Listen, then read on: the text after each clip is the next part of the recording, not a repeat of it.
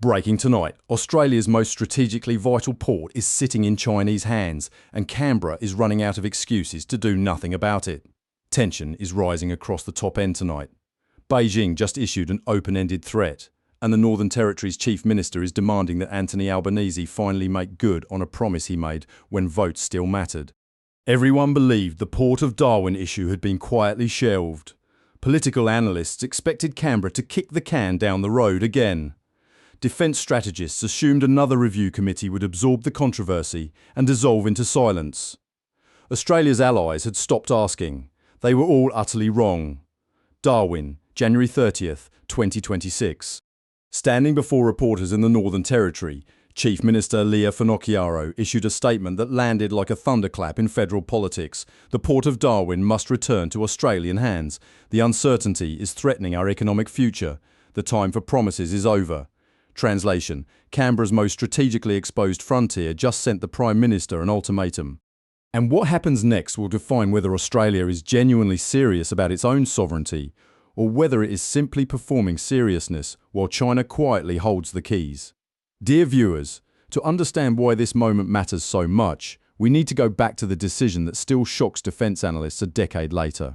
In 2015, the Northern Territory government approved a 99-year lease of the Port of Darwin to Landbridge Group, a Chinese private company with documented, publicly acknowledged ties to the Chinese Communist Party. The lease was worth approximately $506 million Australian dollars.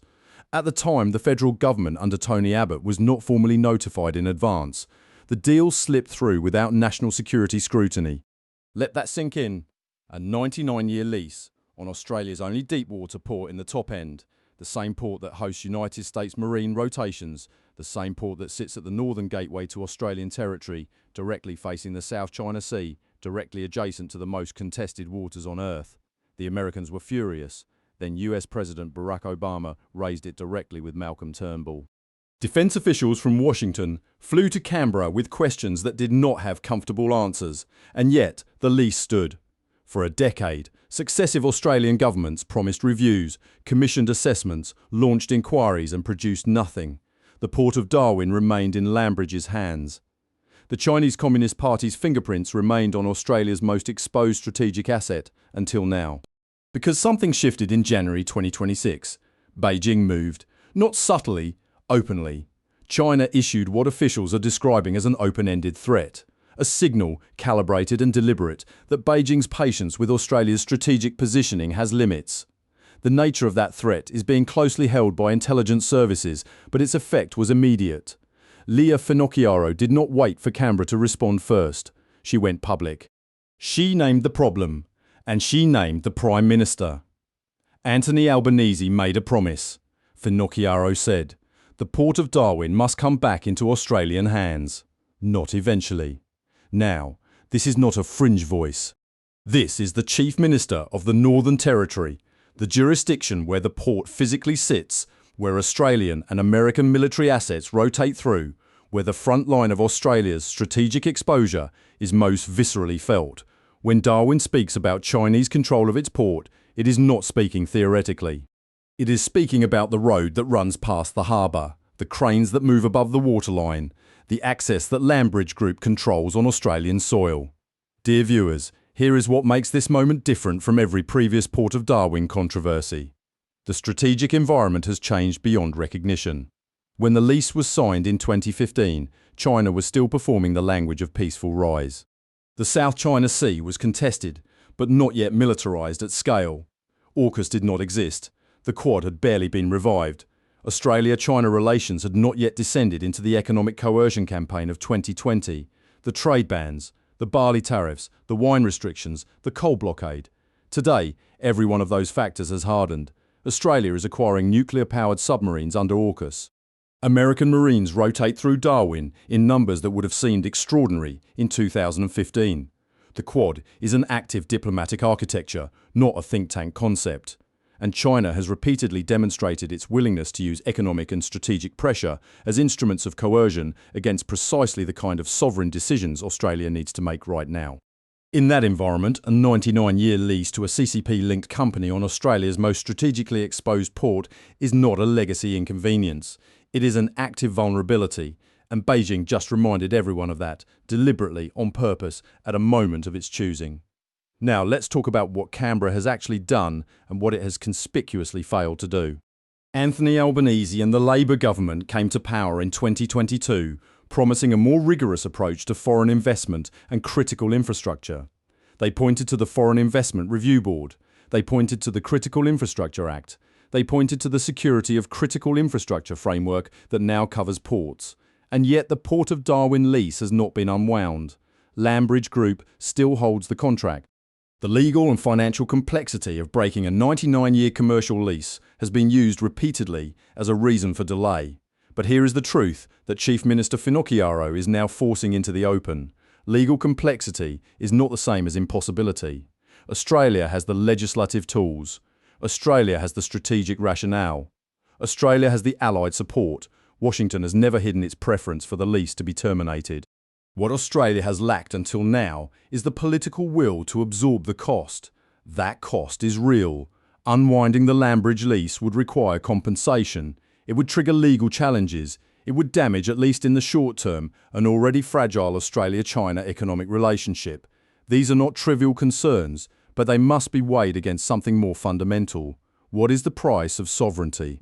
What is the cost of allowing a Chinese Communist Party-linked company to maintain operational control over a port that American Marines depend on, that Australian naval assets pass through, that sits at the strategic hinge of the entire Indo-Pacific? The Chief Minister of the Northern Territory has made her calculation. The answer is, whatever the price, pay it. Dear viewers, there is a deeper pattern at work here that goes far beyond one port in one territory.